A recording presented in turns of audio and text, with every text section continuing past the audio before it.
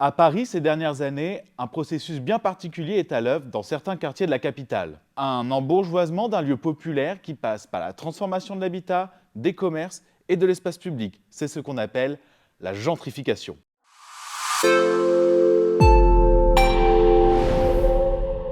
Ce mécanisme s'accompagne notamment par le développement de certains commerces de bouche. La gentrification ne se traduit pas seulement par l'augmentation des loyers, elle se goûte aussi. Là, un coffee shop remplace une droguerie. Ici, un Berliner kebab succède à la quincaillerie du quartier. Une cave à vin nature prend la place d'un coiffeur où l'on pouvait venir se faire coiffer pour seulement 10 euros. Dans la capitale, le paysage des commerces de bouche est sans cesse en mouvement. Les commerces alimentaires spécialisés, comme les boulangeries, les cafés, les fromageries ou encore les cavistes, font partie des rares enseignes à avoir progressé.